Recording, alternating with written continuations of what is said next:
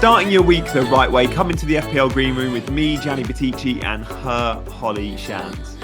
Happy New Year, guys. We're going to react to all of the action from the festive period, and it's going to be a busy one as well because we've got 2 game weeks coming up this week, Game Week 21 and Game Week 22. So we've got my numbers game and Gianni's eye test report to set us up for another crowded schedule. Yeah, it seems crazy, Holly. Here we are recording ahead of the week commencing Monday, the 13th of January, and we're saying Happy New Year and Merry Christmas. It's been a while. We've both had sort of some time out with our families, but obviously the FPL sort of fixture list has still come thick and fast, and you and I have both still been creating loads of content on our own YouTube channels. How's your last few weeks been? Because when we left you a few weeks back, you were flying high. Yeah, I'm about the same position. So I used my triple captainship on Salah at home to Leicester in game week 18 for his 9-pointer, which it was okay. We'll see if I regret that decision going forward, but at least he kind of got close to that double digits. So yeah, I had a couple of green arrows and then a red arrow for game week 20. So I think I've moved up about 10k places in the end, but yeah, comfortably inside the top 200k, and I feel like there's plenty to target ahead of me. What about yourself? Yeah, I've had a few small greens and then I think one fairly big red. So the red undid the good work of the greens. So I'm still outside the top million. It's close. But yeah, it's been a bit of a miserable season for me. I did bring in my boy Phil Foden though, who has delivered 2 returns. So that's a small silver lining. But look, today we've got to talk about captaincy, because it's a huge one this week, like Isak versus Salah, for some versus Bruno versus Palmer. We've got to talk about some of the informed teams and those teams that are top of the ticker. Like everyone at the moment is buying Newcastle, so we've got to talk about them. Palace on many people's radars. Man United and Chelsea, still, again, there's interest there. But we have to talk about some of the teams at the top of the table, like Forest, obviously Liverpool, and then Arsenal and Man City.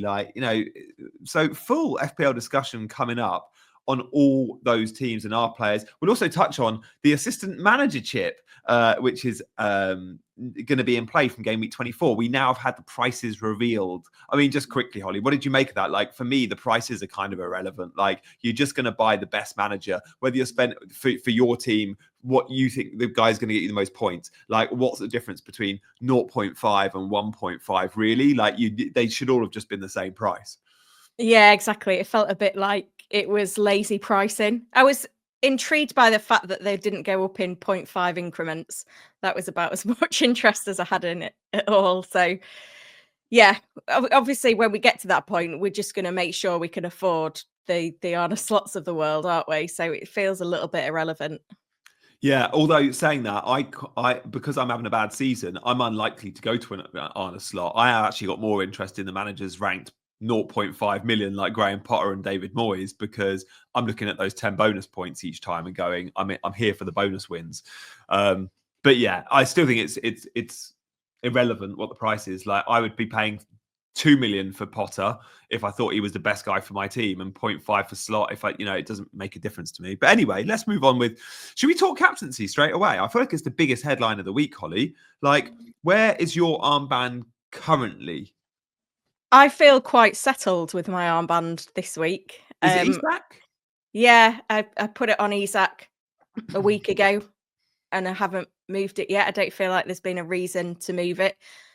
Obviously, I always start from the point of why wouldn't I captain Salah? But I think there is a case this week. We've got to remember Forest beat Liverpool 1-0 at Anfield earlier in the season. They're a very good defence. You're a Matt Sells owner. Hasn't he got 4 clean sheets in 5 or something ridiculous like that? I think 4 and 4, and he's been on my bench for 2 of them. Yeah. What I do know is that, because my father-in-law is a Forest fan, is that at home, they do tend to sit back and absorb a lot of pressure, Forest, and then go for goals on the counter. Whether they can pull that off against Liverpool, but then I'm guessing that was kind of how the away game went for them.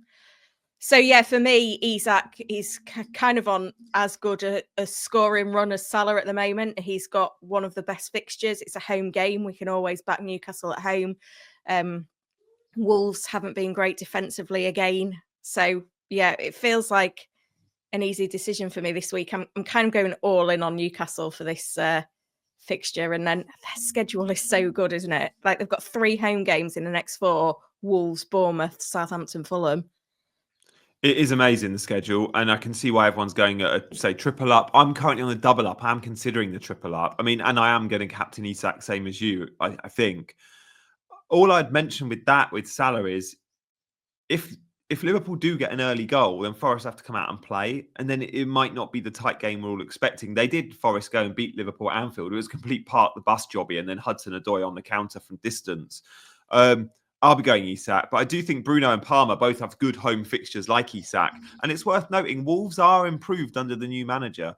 I know they lost to Forest last time out 3-0 in the Premier League, but that was a really tight game. Wolves were actually really unlucky in that one. I think they had a higher XG than Forest and still lost 3-0. So Wolves are now better, and we have to remember that. But yeah, the way Newcastle are playing, are you looking at the triple up then? Are you on a Gordon or a Murphy or a Lewis Hall as well as Isak?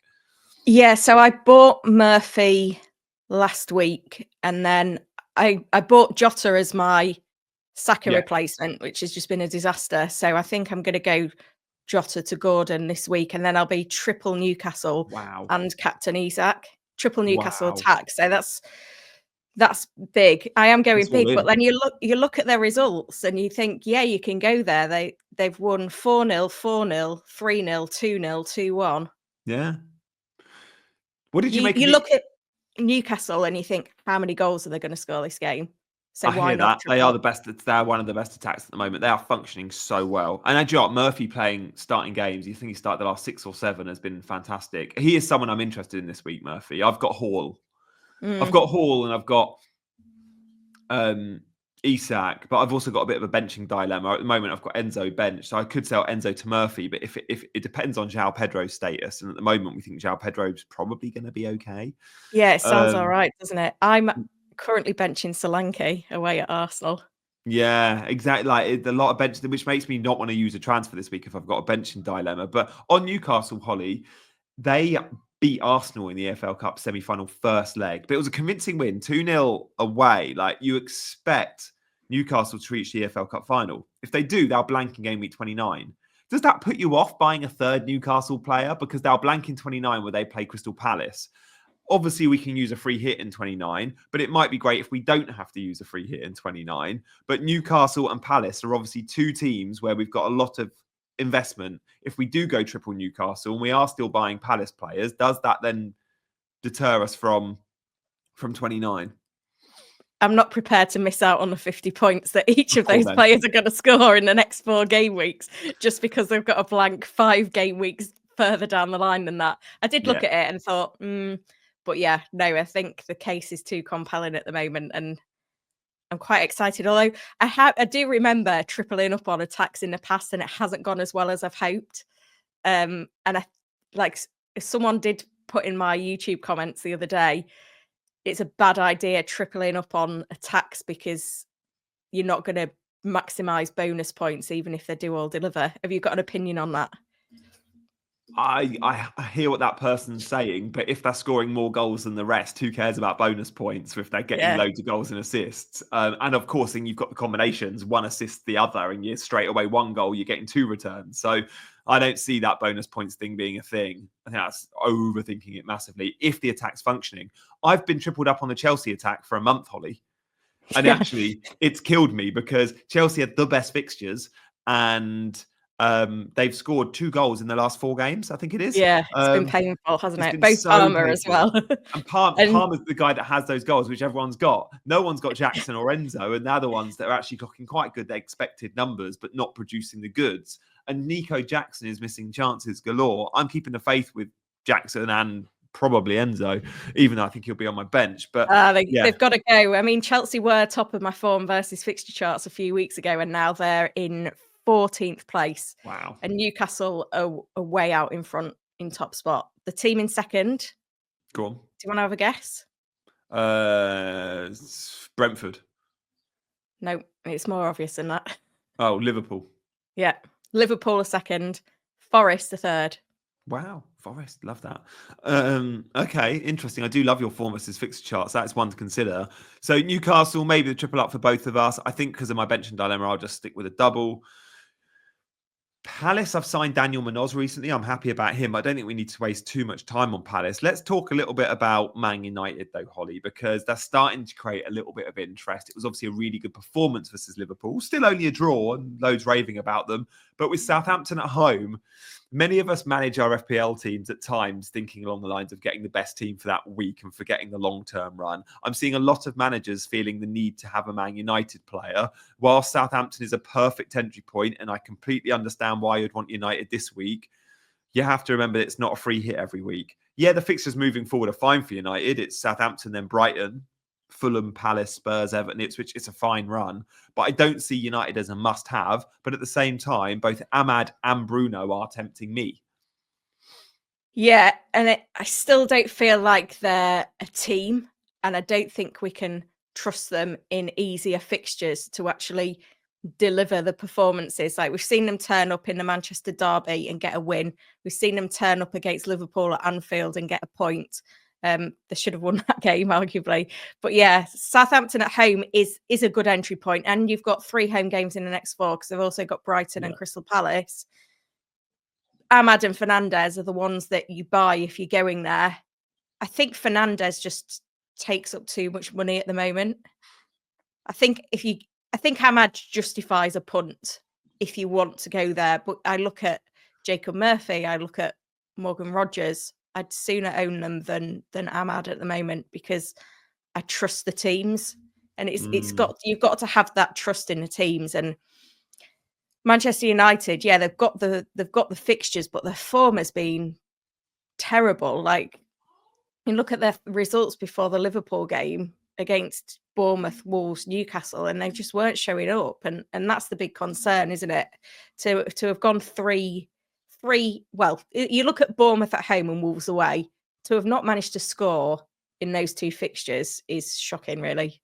Yeah. And then you think, do I really want, like, am I expecting anything better for them? For Brighton at home, Fulham away, Crystal Palace at home? No. Yeah, they might deliver against Southampton, but then, yeah, beyond that, will they? And will they actually deliver against Southampton? I'm not sure. See, I don't think it would be great. I've got the opportunity to jump on a Bruno, or an Ahmad, but likewise, I could go to a Gordon or a Murphy. And I've got 2 midfield spots that I'm up for releasing in Foden and Enzo.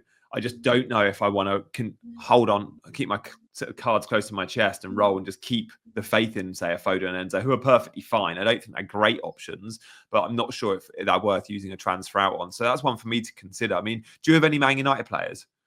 No, I don't. No. And I think if I owned Foden, I would hold him. I think there's been enough promise in City in recent games to hold Foden. If I was you this week, I would do Enzo to Murphy. But then if it's going to make you have to bench someone that you don't want to bench, it does feel a bit. I probably have to bench. At the moment, I'm benching Enzo. So it means benching João Pedro. And again, if he's going to start versus Ipswich, you don't want to be benching him.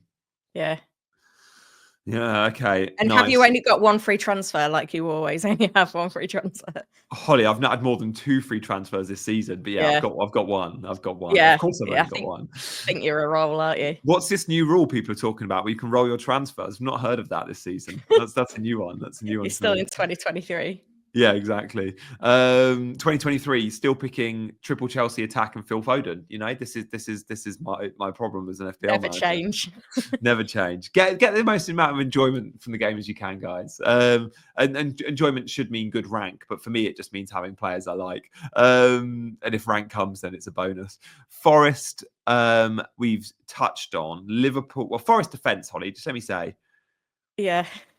The one thing I've done right this season, I've owned a Forest defender or a Matt Sells since my wild card early on, right? Why does every team not have a Forest defender or Matt Sells? Like, Matt Sells is clearly the best keeper in the game. He has been for a long time.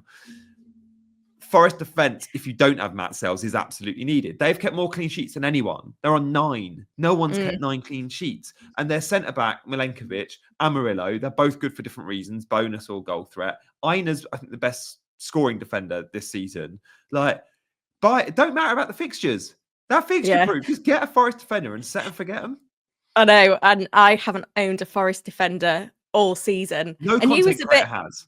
controversial in game week 6 when you went Matt Sells, and I feel like he's probably been the reason why you've been climbing the ranks so much in the last few weeks with his consistent clean sheets.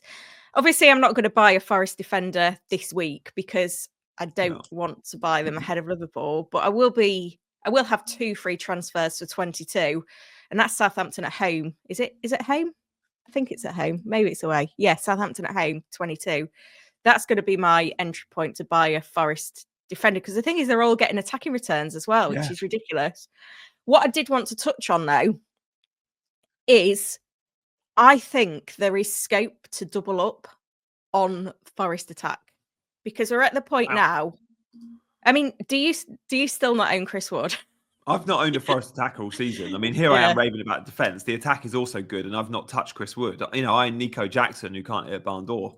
Yeah, I mean, the template forward line is Isak, Wood, and one other, and Wood's ownership is 32%. So when Wood delivers, you're not really gaining rank at that. But I do think that looking at Forest's form over recent games, I do think there's an option to potentially double up on the attack now. And I'm looking at maybe Morgan Gibbs-White, because he's got six attacking returns in his last 6. Wow. He's 6.4 million, so he is a little bit more pricey, but you are getting your set piece involvement from that as well. I do feel like that double up could be on. Like, Forest are 3rd in my form versus fixture charts. After this Liverpool game, they're going to increase from there, because the fixtures are better because they've not got to face Liverpool. So I think there is an option there. But then again, you look at the defence, which has been so consistent, and the defenders are getting attacking returns because they're so good from set pieces, that maybe you can cover it off with a defender. Are you looking to double up on the Forest defence anytime soon? I'm not looking to make transfers at the back yet, I don't think, because I've just bought in Daniel Munoz a couple of weeks ago, and I've got a kind of settled backline that I'm happy with. I think I've sold Gabriel, by the way, over the festive period. I've got no Arsenal. Really? Defense. Yeah, I've got no Arsenal defence. My template at the back has gone 1 premium in Trent. Who knows if that will continue? But then there are loads of 5 million-ish defenders that I think are brilliant and can cover your Arsenal defenders for this fixture run, because Arsenal have got a bit of a tough fixture run. So I've got Trent, and then I've got Daniel Munoz and Lewis Hall, 2 brilliant options at just under 5 million. And then I've got my old guys who I'm going to carry, Mikolenko and Rico Lewis, who aren't ideal. Sure, if I could swap one of them with a Forest defender, I'd be happy. But starting Trent with Lewis Hall and Daniel Munoz is a great back 3. Obviously, Anthony Robinson is another option. Ait-Nouri might become a thing again. There's a lot. You've just mentioned the Forest guys. Like Nikola Milenkovic has, I think, the 2nd highest XG of all defenders. Higher XG than Gabriel, I might add. Crazy. Out on top is Daniel Munoz. And then Aina is brilliant. Murillo is brilliant. Like, take your pick from the Forest defenders. So I don't think I'll double up yet, because I don't really want to use a transfer there, because I've got Lewis Hall, Daniel Munoz and Trent. And defender 4 and 5 are fine. But yeah, if I didn't have Forest, I would be moving towards them in 22. Yeah. Well, I feel like soon I could drop Trent and bring in a Forest defender. Yeah. Like, the fact that Bradley is now fit and Trent had such a howler against Manchester United, but then the game before that, he had a 15-pointer. So it's hard to know. And he scored on Saturday in the FA Cup. He scored a really good goal on Saturday in the FA Cup. The transfer window is open. Yeah. That is worth noting. I feel like he's a player that needs to be at Liverpool forever, though. Like, he's definitely gone in the summer. I'll eat my hat if Trent isn't at Real Madrid next season. Yeah, it's a tricky one. He'll be at Liverpool for the next 6 months. He's going to want to end on a high, and he's going to want to win league titles, and they'd be surely foolish not to play him. So I think he stays in the team. But yeah, of course, I'm very much monitoring all of Bradley's movements, because Bradley, they won't. If they lose Van Dijk or Salah, they have to go and replace him. If they lose Trent, they don't. Like, Bradley is going to be the starting right back next season. Yeah. I mean, I've been tripled up over Christmas on Liverpool players, but obviously the Jota punt hasn't worked out. But I still feel like there's scope to be doubled up on that Liverpool attack. And it's Gakpo is the one. He's under 10% owned. Nobody seems to be talking about him, but I feel like the number 9 spot is a Diaz, Jota, Darwin fight. Obviously, Darwin's suspended for the Forest game, but Gakpo on the left Feels absolutely nailed. Yeah. In form, cheap, differential. It's just annoying that he's a forward in the game. He got a full rest on Saturday in the FA Cup as well. Like that just shows me straight away. Like him and Salah were too rested. The pecking order there is in that front three. Gakpo is above Diaz and above Jota for different slots, obviously, but on the left-hand side, it's his own. I think he started 8 of the last 9 on the left, Gakpo, scoring goals for fun. There is going to be a Liverpool double game week soon. And when that Liverpool double game week kicks in, that third Liverpool player, for many will be a Van Dijk or an Alisson. For others, it will be a Gakpo. Yeah, Trent and Diaz feel too risky. I'll be going into Liverpool double game weeks with Salah, Gakpo, and an assistant manager slot.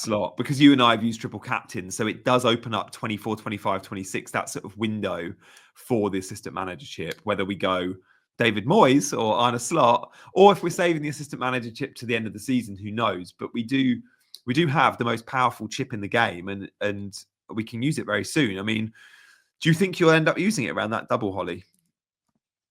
Well, I guess we've got another round of FA Cup fixtures, haven't we, to give us some signs of what the end of the season will look like. I think there is a play in the final few game weeks of the season when, you know, teams are on the beach and other teams are absolutely fighting for whatever they need to achieve. So I don't know. I feel like there could be another perfect storm. Like we've seen quite a few managerial changes this week, and it's a shame that the assistant manager chip isn't available now, because there's definitely a window for some of these clubs that have got new managers in to have that new manager bounce. But, you know, things are changing all the time in the Premier League, and there'll definitely be another window, won't there? I'm so interested in that bonus, though, I've got to say. Like, looking at it, I know like a slot or a Maresca, whoever, the +6 for a win is nice, and you get plus points for every goal. But if you can beat a team 5 places more above you, you get the +10. That is massive. Like if I get 16 points for a win versus 6, even if I only get 1 win out of the 4 or 3 games, and the other guy, Arne Slot, gets me 3 wins, it's still the same points. So I feel like I'm in it to win it with going for the bonus, that I might sneak 2 bonus wins and 2 lots of 10 points. I love your play. And I think it'll probably pay off. I mean, I think the way you play this chip depends on where you're ranked and what you're trying to achieve, doesn't it? And your risk appetite. Yeah, and your risk appetite. Which is often driven by your rank, to be fair. So you make a good point. We're very different players. It's got to be, for me, I'm looking at the middling teams, or probably even the sort of teams ranked between, I don't know, 10th to 15th, that sort of window, who can beat teams then playing, ranked in the table between, say, 10 and 5th. And if that team, say, at 15th, has a home fixture against the team in 10th, that's what I'm looking for. I'm looking for strong home fixtures from lower half teams, because it's the home fixtures where straight away that game isn't okay, the team in 10th is more likely to win. It's against the team in 15th. If it's home, you're probably looking at around evens, like often, because the home advantage matters. So if I can get 2 opportunities for good home wins and a double game week, I'm there for it. No idea who I'm going to go to yet, and I've not looked ahead enough to go, that's where I see me playing it. But have had a sneaky look at Everton and gone, oh, could I go there for Everton in the double game week? Could they beat Liverpool? Unlikely, but David Moyes, you never know. Yeah, David Moyes is quite attractive, isn't he? The problem with David Moyes around that double is they don't have the good home fixtures. So even the fixtures they've got, I looked at it the other day and was like, oh, okay. Yeah, you get Liverpool, but that is a huge upset. Like I'd want +20 points for that one, not +10. They've got, so around that, they've got Leicester in 24 at home, but again, that's not the bonus. If they say double in 25, Crystal Palace away. If Crystal Palace are more than 5 places above them, they're not at the moment. That could be worth looking at, but it is at Selhurst Park. And then Man United at Goodison Park. Again, if Man United are 5+ places above them by game week 26, that's not going to happen. But I don't think that will happen either. So you don't get the bonus opportunities other than Liverpool there, which is a shame. And those bonus opportunities are going to shift, aren't they? Like once you've, obviously you can change your manager, but it might be that the 5 places are there, it's on, and then it's not on by the time you get there, which would be so annoying. You'll be like, oh gosh, they've lost, and now they're not going to get in the bonus. Yeah. I know. It's like, oh, it might not be on for the next game week, but also if you're playing a double game week, it might not be on for the second half of the double, depending on how the table shifts. So yeah. There's going to be a lot of maths going on, isn't there? There is. There we go. Holly, let's just touch on Arsenal, because I've sold Gabriel, don't have any Arsenal players. What's your feeling with Arsenal? So I've still got double Arsenal defence Mm-hmm. that I think I'm still happy to go with at the moment. Oh, yeah. In terms of the attack, I'm just not that interested because you take Saka out of that team and they're just not the same team. I think if I was to buy an Arsenal attacker, it would be Martinelli, Trossard I'd be looking to. I don't trust Martinelli though. I feel like I'm more of a Trossard fan of the two. Yep. Havertz is deeper, but he's still doing okay with Jesus up top. How do you feel as a Kai fanboy? I'm just underwhelmed on the Arsenal attack now Saka's injured. And the first game with no Saka, I think they looked all right. And now they're starting to look a little bit more lackluster. Gabby Jesus has come into the team. Sometimes he'll play 9. Sometimes he might play wide and Havertz 9. But I just don't love that attack enough. And their attackers aren't cheap. Like, yeah, Martinelli, Trossard, they're sort of mid-priced. Gabby Jesus, Havertz, they're sort of mid to upper price. And I look at players like Anthony Gordon and just go, you're so much better than that. I think Bruno Fernandes and Ahmad at United are better than that. They're not one for me at the moment. And look, the defense, I think those on the double up, I think can move down to 1 because there's so many good defenders. If you need the money, that is. If you don't need the money, stick with your double Arsenal defense. But again, they're expensive. And players like Daniel Munoz or Nikola Milenkovic or Lewis Hall, they'll match the second Arsenal defender, if not outscore them in the next 4 or 5 game weeks. Don't get me wrong, I'm going to own double Arsenal. I'm going to own Arsenal defense again this season, maybe even double Arsenal defense. But for this window, with no Saka, but also tough fixtures and other teams playing well with other cheap defenders, I think it's all right going without. Yeah, I think the thing that makes me reluctant to sell Gabriel is that you do get a little bit of attacking threat with him. Like, I think I'd sooner keep Gabriel and sell Raya, but then I'm not going to make a goalkeeper transfer. It is worth noting that Arsenal are 4th in the form versus fixture charts. Does that surprise you? A little bit. It does a little bit, to be fair. They've had some good results, though, They're haven't efficient. They tick along, but they're not that scoring 5-1 against Palace, though, is skewing that, and that is the pre-Saka injury. Yeah, and then since then they've had. Do you know what? They remind me a little bit of Mourinho's Chelsea. They're fine. They're of ugly football, but winning games, or not ugly football, but nothing wow. And in FPL, with goals and assists being our currency, I want a bit of wow. Yeah. Holly, let's end the show with a little bit of Centre Parcs chat, shall we? Because both of us have been literally overlapped by a day. Back to back, Two other than different we're at sites. different ones. You went for the expensive out of term trip, so your kids could go to school on the Monday morning. And I you went for the dirt cheap. It was I bet you paid like less than 500 quid for your week at Centre Parcs. I don't want to tell you because you'll be like, it's the only week or window in the year where you get the 429s, and I got a 429 3-bed, 379 2-bed option, 429 3-bed. We paid double that, but we did have a great time. To be but fair, it was still cheap compared to because obviously we the week before that was $1,000. Yeah, the week before that we had Christmas, and so it was Christmas on a Wednesday, and I could have gone that Friday to Monday, or I could have gone that Monday to Friday the next week, but obviously it was too expensive and I'm tight, so I wasn't paying that. So we went for the weekend. But yeah, it was lovely. It was nice to get away with the kids because it's been a while and they love Centre Parcs, and kind of get out of that Christmas kind of rot that you get in by the time it's like, what day is it? What are we doing? Yeah. So yeah, we had a lovely time. But my kids love the pool, and because Bobby can swim, she can go down. They'd like at Sherwood Forest, they have like a top section and bottom section of the rapids. And she can go down the top section of the rapids, which she absolutely loved. So she wanted to go round and round on that, which is great. But the top section of the rapids is outside. And then you have to get out, climb up the steps, and then jump back in at the top. And because it was at freezing temperatures, it was so cold getting out and back in every single time. But yeah, we loved it. Oh, great. I went to the pool for 3 days in a row because we arrived on the Monday and then left on the Fridays. But we arrived fairly late, like to avoid the queuing. So we got there like, I don't know, 4 p.m. on the Monday. So Tuesday, Wednesday, Thursday, we had pool days. But by the Thursday, Guy was like, half an hour was enough. She was like, no, let's go to the park now. Really? Go to now. Oh, like, sort of first day in the pool was like an hour and a half. Second day in the pool was like an hour. Third day in the pool was half an hour. It was just doing that. It was like, okay, you probably had enough of the pool. We were a solid like 2-3 hours in the pool. Yeah. I You think go that'll be wrinkly. next year, maybe the year after. But yeah, Guy's still like, I mean, she's happy just paddling around and playing with the bubbles. Yeah. Loads of fun, loads of fun. I'm already looking to book my next Centre Parks booking. If you book within 30 days, you get £50 off your next booking. I've done it. I'm on it. Have you? Yeah. What And I week? didn't tell anyone. I booked it for the same weekend next year, and I didn't tell anyone. But when you book it, you have to put everyone's like details in of who's coming, and then all the family got an email like, "Oh, we're going back to Centre Parks next year." Then away. That is class. I'm looking at the same week too. Yeah. Yeah. Might as well. Yeah. 40 £40 off, 2 free day visitor passes. There's 50 off, isn't it? Oh yeah, it could be 50. Should be Can't 50. remember. The two Yeah, two new day passes is a new thing as well.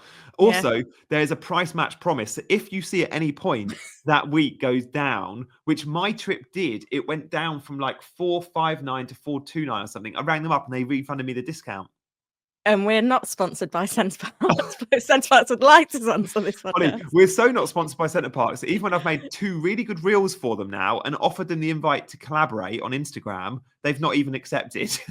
You're always on the hustle. They don't want to touch me with a barge pole. Love it. Anyway, we'll be back next Sunday or beginning of next week as obviously this is a 2-game week window as we preview game week. Well, that'll be 23. So 422. I still can't believe when this way through the season, I'm like, we're into the mid-20s already. I can't cope. That is mad. I mean, we won't judge our game week 22 captaincy just yet. It's too difficult. But Salah goes to Brentford. It will be interesting to see if he blanks versus Forest. Maybe and Isak bangs. Isak has Bournemouth in 22 at home.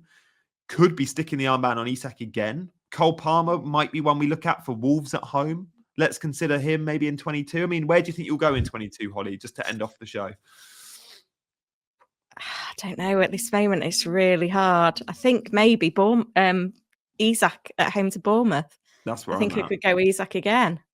Yeah. Unless Palmer has an absolute performance against Bournemouth himself on... Yep.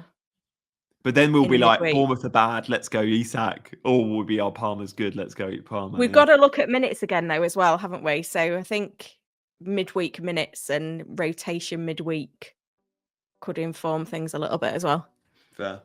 Good stuff, guys. Thank you so much for listening, for watching. Many of you are watching on YouTube now, which is amazing. Do hit the like and subscribe buttons on YouTube. But if you're watching or listening on another platform, like our podcast platforms, we are available on Spotify, iTunes, all of them. Do make sure you're rating us and giving us that 5-star review. Also join our mini league 139793. But for now, we're going to say our goodbyes. So it's goodbye from me and goodbye from her. We'll see you next time. Bye-bye.